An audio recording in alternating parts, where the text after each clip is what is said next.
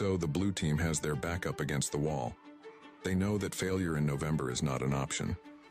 And as much as they would have you believe otherwise, they know they won't be able to win fairly. So they'll have to resort to some all too familiar tactics. The problem is, everyone is watching this time, so it'll be next to impossible to get away with it. But they'll have no choice because they can't afford to lose, and it's the only way they can win the competition. They're backed up in a corner with their lives literally at stake, and there's nothing they won't do to save themselves. Now let's consider something else. Remember the havoc caused in 2020? The same havoc that had a certain group of people immune to a certain virus. This group of people, and politicians of course, were the only people who were safe from this deadly virus.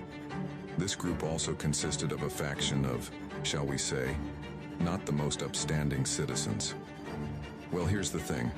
A lot of people who fall into this category have realized that they've been hoodwinked and used as pawns. This same group of people who were mad at equality will now be mad that their voices were not heard yet again. And the same acts that were directed towards anyone with an opposing view in 2020 will now be directed at a new enemy in 2024. The blue team could very well win in November again.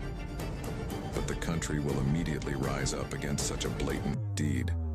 And this is most likely exactly what is wanted, to divide the country once and for all, while also making the red team look like the thugs, as the blue team conveniently ignores the fact that those thugs were their henchmen first.